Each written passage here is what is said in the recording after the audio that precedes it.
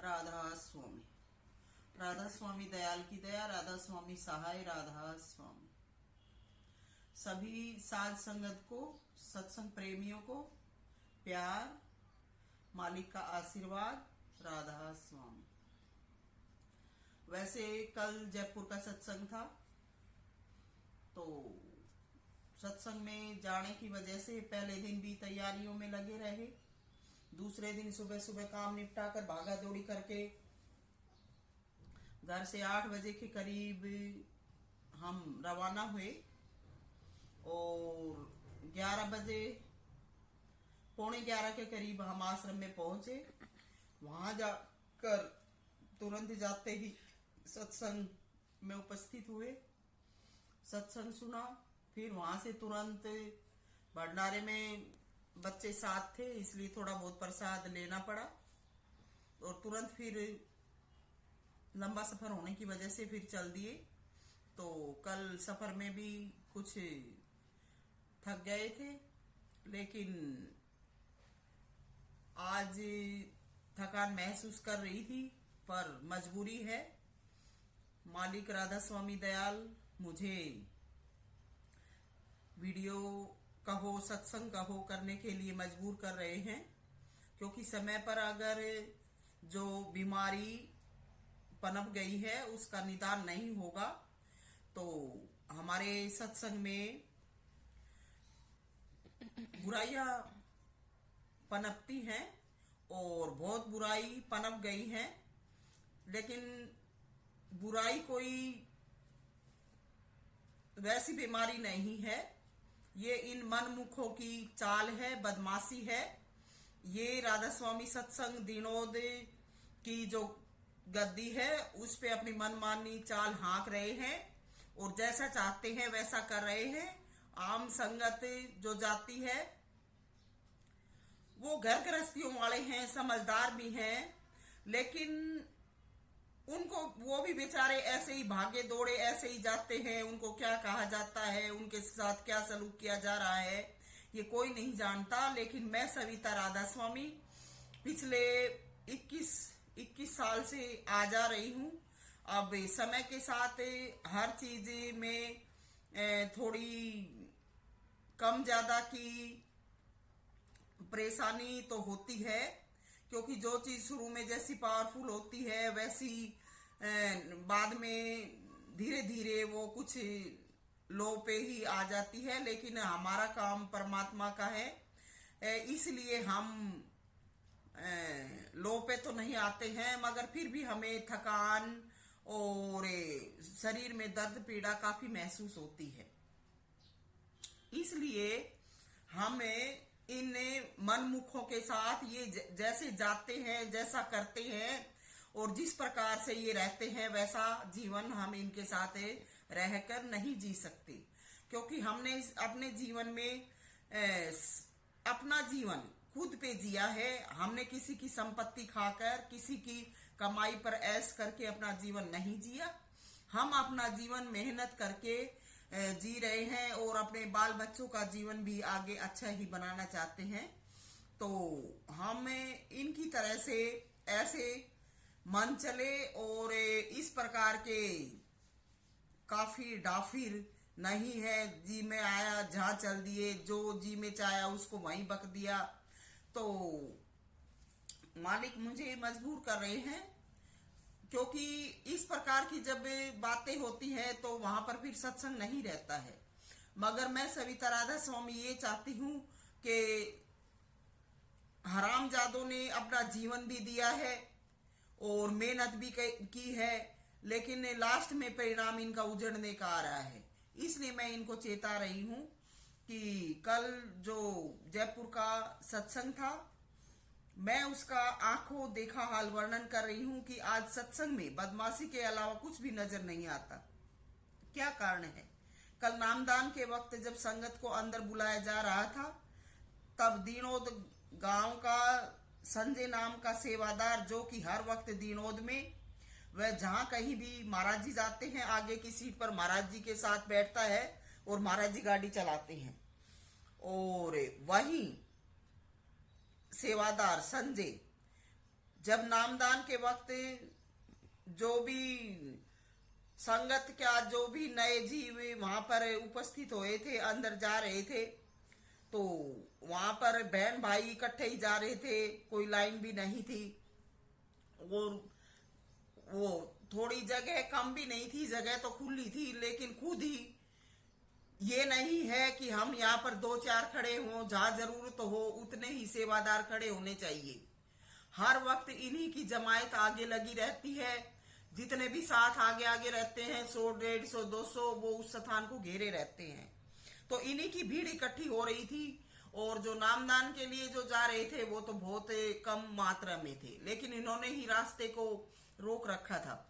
तो एक बहन थी, वो अपने हाथ में एक सेब की वो थैली पॉलिथीन ले रखी थी, तो वो भी जा रही थी। लेकिन इनकी भीड़ होने की वजह से कुछ साथ में दूसरे भी जा रहे थे, तो वो थैली को हाथ से पकड़ उससे लेने की कोशिश में था कि मैं इससे ये थैली ले लूं, और वो ये चाहती थी कि भाई मैं थैली को अंदर लेके जाऊं।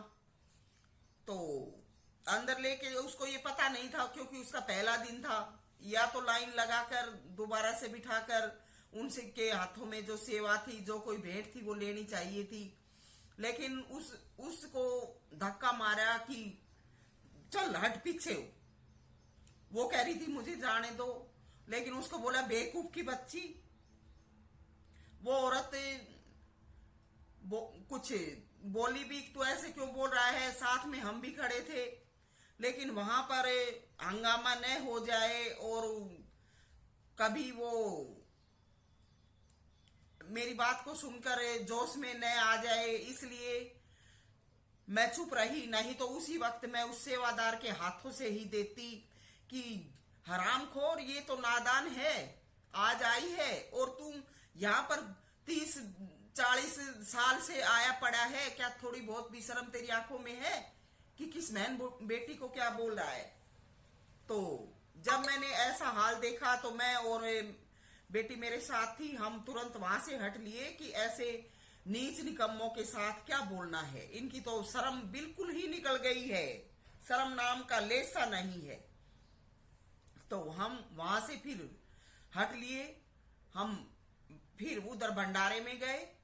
तो वहां से आते वक्त मेरे बच्चे अब इतने नादान भी नहीं रहे हैं कि ये मुझसे कोई जिद करेंगे कि हम ये खाएंगे वो खाएंगे। बच्चे मेरे अब समझदार हो गए हैं, ऐसी कोई जिद भी नहीं करते हैं। मगर रास्ते में जब कहीं लंबा सफर होता है तो सोचते हैं कि थोड़ा बहुत कुछ बच्चों को खाने के लिए भी चाहिए, क्योंकि ऐसे ऐसे सफर में आते जाते जो समय लगता है, बच्चे कुछ नहीं खाते तो कुछ रोग बीमारी का शिकार हो जाते हैं। तो मैंने वहां से भंडारे में से कुछ प्रसाद लेने की कोशिश की, लेकिन प्रसाद काफी मात्रा में था और जो सेवादार तैनात थे उन्होंने प्रसाद देने से मना ही कर दी। क्यों? ये प्रसाद जो इतना बचता है ये कहाँ जाता है? क्या दिनोद का हमने ठेका ले रखा है? क्या दिनोद में कोई सेवा नहीं आती है? वहां पर हर रोज इतनी जमीन, इतनी बिल्डिंग, इतना सब कुछ खड़ा कर दिया। क्या संगत जो इतने इतने सालों से इतने हो गए हैं, क्या उनके लिए एक मुट्ठी प्रसाद का वहां प्रबंध नहीं है? ये बात किससे की जा रही है? अगर वहां जाकर सामने उपस्थित होकर ये बात करूं तो क्या कहते हैं कि ये महाराज जियों के सामने बोलती है। लेकिन क्या महाराज जियों ने ये सबकी लगाम नहीं निकाल रखी है, ढीली नहीं छोड़ रखी, इनकी लगाम निकाल रखी है और ये ऐसे ऐसे जबरू पाल के छोड़ दिए हैं। क्या ये सत्संग है? पहले सत्संग होते थे, बहनें सेवा करती थी, आटा गेहूं साफ करके आटा पिसवाते थे, रोटियां बनती थी, अच्छी होती थी। अब खुद तो अपना पेट होटलों में भर लेते हैं, या सुबह सुबह जाकर इनका अपना अच्छा अच्छा खाना बनता है, वो जाके अपना पेट भरते हैं। बाकी संगत आने वाली बेवकूफ है और हमारे जैसे भी उसमें नहीं जाएं तो इनके मुंह सूझ जाते हैं, जाते हैं तो ऐसा व्यवहार होता है। क्या बेवकूफ है सब? क्यों क्यों ये इतने बड़े बड़े आश्रम इतनी इतनी ये अपनी वो बड़ाई पीटते हैं कि हमारा सत्संग ये हो गया वो हो गया है। क्यों मेहनत करके आटा नहीं पिसवाते? क्यों आटे की थैलियां ला कर इन्होंने रोटियां वहां बना रखी थी? मैंने वहां भंडारे में देखा कि आटे के पैकेट उठा उठा के बहनों को रोटी बनाने के दे रहे। कितने शर्म की बात है। ये लोग दुहाई सेवा की पीटते हैं कि हम सेवा बहुत करते हैं। ये सेवा है इनकी। जो प्रसाद सत्संग के बाद नामदान के वक्त जब संगत वहां नहीं रहती बसता है तो उसको क्यों नहीं बांटा जाता? क्यों गाड़ियां भर के? क्या सेवा है ये? क्या क्यों इन्हीं लोगों ने वहां पर कब्जा कर रखा है? हर रोज नई संगत आती है तो सेवादार भी नए आते होंगे। क्यों उनको काम नहीं सौंपा जाता? जब प्रसाद बनता है तो प्रसाद तो बहुत पवित्र चीज होती है। क्यों ये बनी बनाई चीजों को खुद ऐसा नहीं खाते हैं तो दूसरों के लिए ऐसा परोसते हैं? ये कौन सा सत्संग है? कौन सी सेवा है? और फिर ये जो संजय नाम का था, ये हमेशा ये कुछ ज्यादा भगत है। वहां दिनोद में एक वो लड़की रहती है, उसके लड़के को 24 घंटे ये 24 घंटे उसी को रखता है। अगर उस लड़के का इसने इतना ही हिमाती या उसका इतना अच्छा रिश्तेदार बनना है या उसका ये अपना निजी बनना चाहता है तो अपने घर में ले जाके उसको क्यों नहीं रखता? उसकी माँ को भी रखे, उसको भी रखे, वहां ले जाके उनकी ऐसी सेवा करे। क्या सत्संग में तो जीव सतगुरु को अकेले ही देखना पसंद करते होंगे। दूसरे नंबर पर जब देखो उस बच्चे को कोई अच्छी शिक्षा नहीं दी जा रही, उस बच्चे के जीवन को जानबूझ के बिगाड़ा जा रहा है।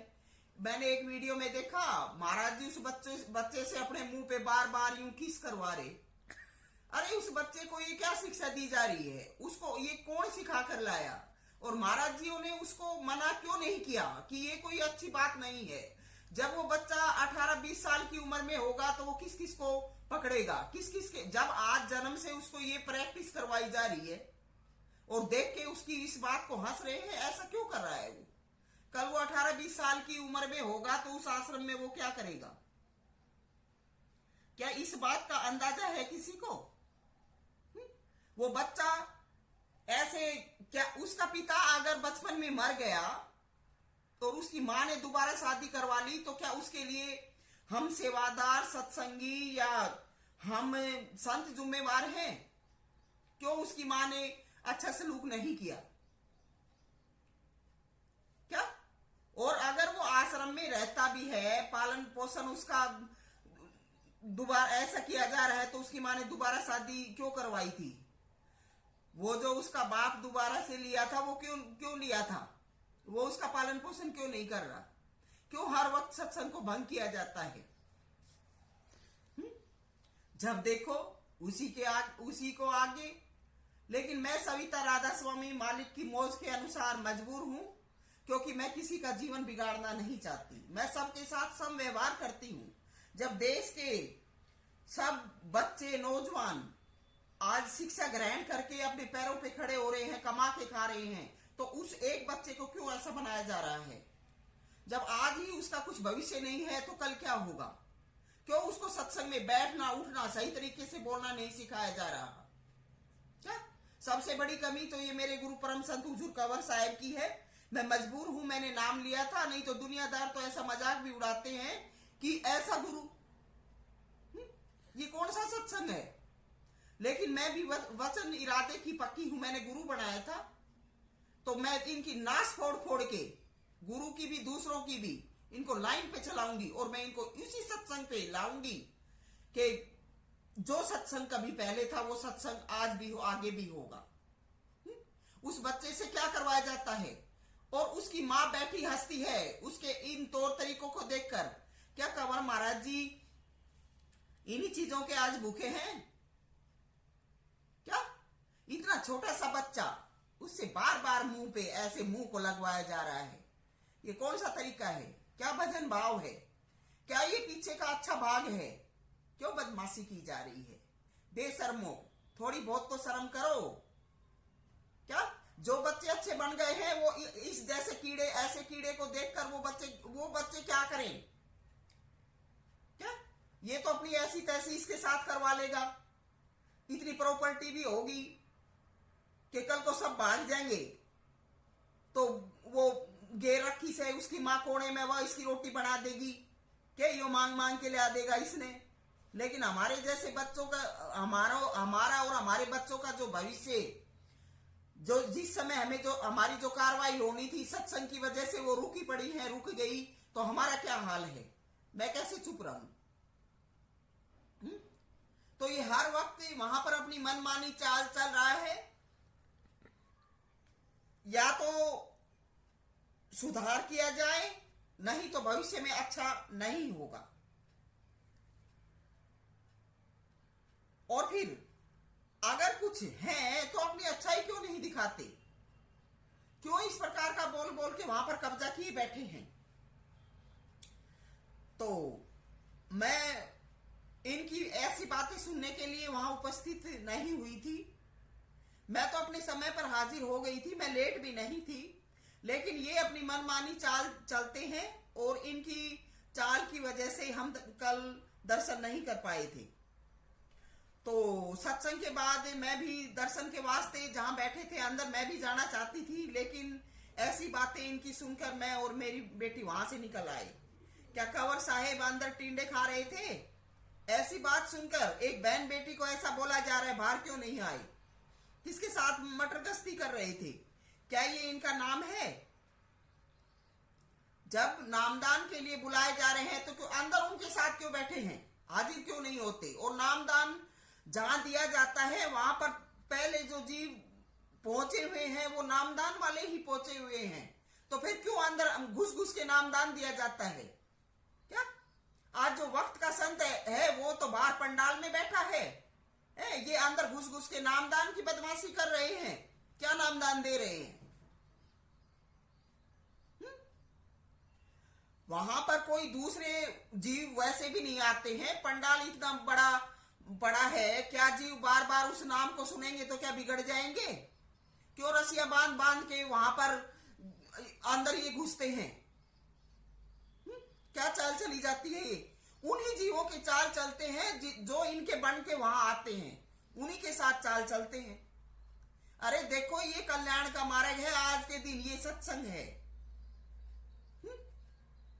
क्यों बाहर नहीं आए? क्यों उसको उसी वक्त नहीं डांटा? ये सब बदमाशी मेरे साथ भी करवाई जा रही है। अगर इनका खुलासा नहीं करूं तो ये बदमाश और भी बिगड़ तो चुके हैं और भी ये गर्क में जा रहे हैं।